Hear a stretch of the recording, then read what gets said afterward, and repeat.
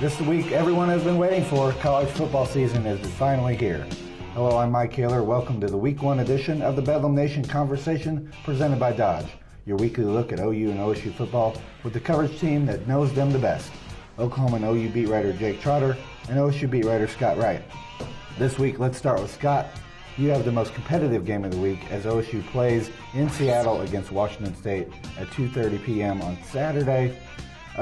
Talk about how this is similar to last year when the Cowboys also opened with a non-league game on the road.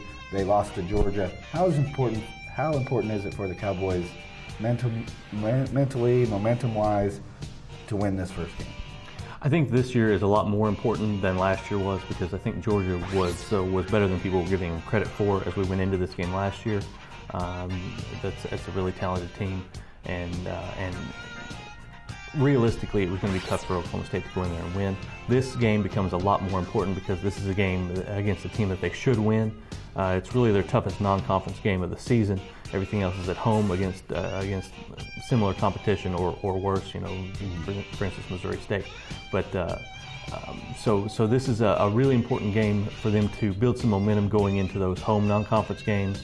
If they can pull off the win here, they can start building that momentum and likely be 4-0 heading into Big 12 conference play. What do we know about Washington State? They've got a new coach. They're kind of picked in the middle of the pack in the Pac-10. What do we know about them? Really, if they can get up to the middle of the pack in the Pac-10, that'll be a pretty successful season for them. There's, depending on how things fall, they could very easily end up 9th or 10th in that league. They're trying to put in a spread, no huddle offense, sort of similar to what Oklahoma State has. Paul Wolf brought that over from Eastern Washington, had some success at the 1AA level, but this is a different animal in the Pac-10. So we'll see what kind of success he's able to have there. They are going into this game. They are missing a few pretty significant players. We got an offensive lineman out, one of their top offensive linemen, 2 projected starting wide receivers, and they also lost a backup defensive tackle to suspension earlier in the week. So there are some holes. They're not 100%. No, what you're saying? That's correct. All right, thanks, Scott. We'll get your prediction on that game later in the show, and we'll be back to talk OU football right after this message from Dodge.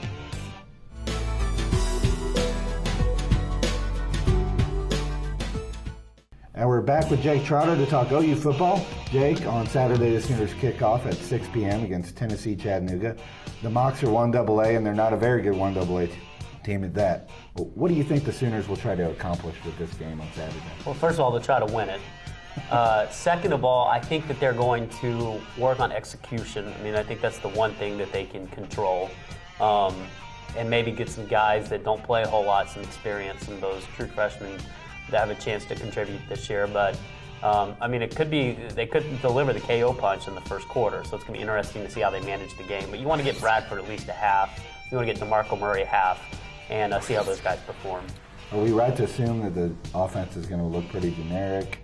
And if they don't roll it out this week, when do you see them rolling out what they've been working on in private, in secret all this time? Probably Cincinnati. I mean, North Texas last year, they ran a lot of bubble screens, and they were up 28-0 and 49-0, I think, at halftime. So I think you'll see very vanilla offense, off tackle, maybe up the middle, throw some quick passes, maybe play action and throw it deep. But for the most part, you're not going to see a whole lot of trickery in this game.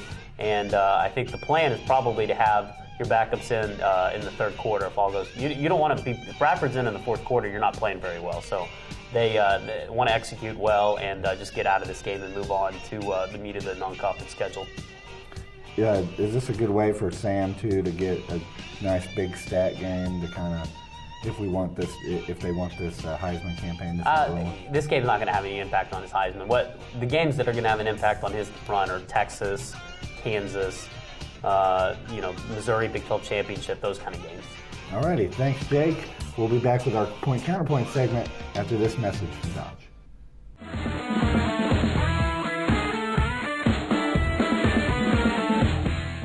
And we're back with our point-counterpoint segment. This week, let's touch on the games that you guys are covering. Interesting question here. What would be more beneficial to a team, not just OU and OSU, but just a team in general?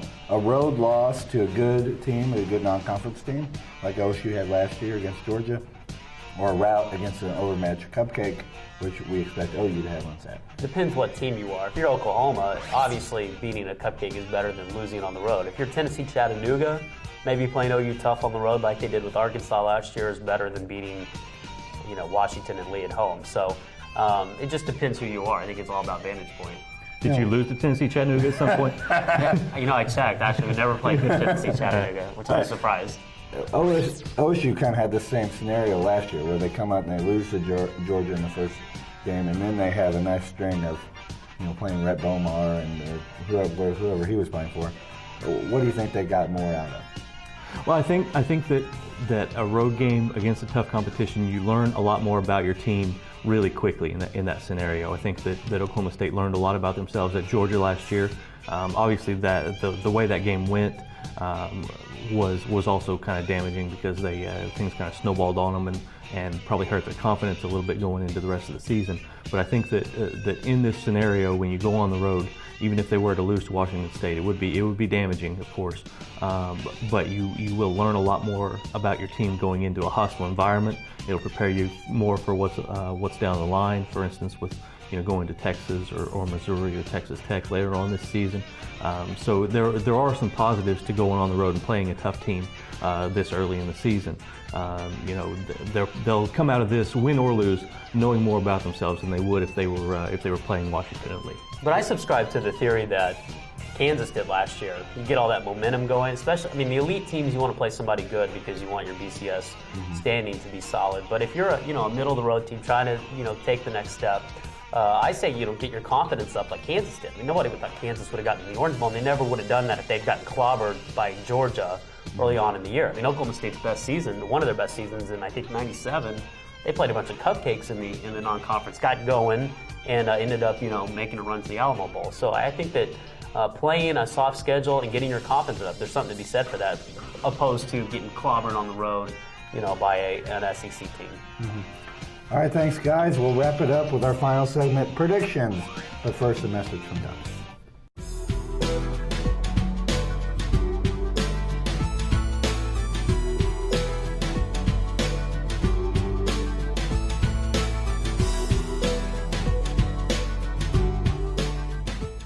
And we're back with the final segment, predictions for Saturday's game. Scott, you first. What do you think the Cowboys are going to do? Well, I think that despite the fact there's only a 7-point point spread on this game, I think that Oklahoma State wins fairly easily. Put it somewhere between a 2 and 3 touchdown spread. I think 40-24, I believe, is the score I'm predicting in the newspaper. So that's about where I see this. I'll stick with that. Wow. Yeah. Blowout. All right, Jake. You've got the job of predicting Saturday's score. I guess it's a little bit of how high you can go. Yeah, North Texas was down 49-0 Oklahoma last year. North Texas would mop the floor with Tennessee Chattanooga. So I'll say 70-3.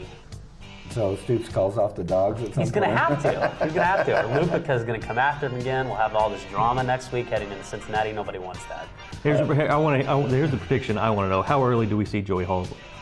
I would say third quarter. Yeah, that's what I was going to...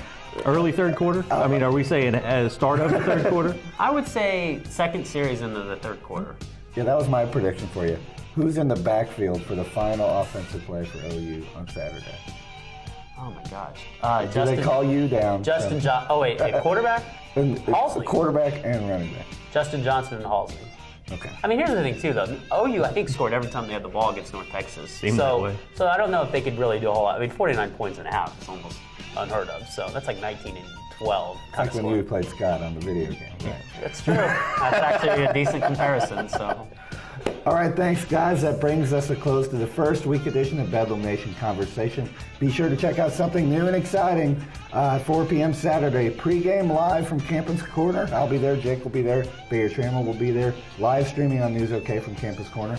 And be sure to follow your favorite team with the best coverage team in the state at newsok.com, newsok.tv, and every day in the Oklahoma.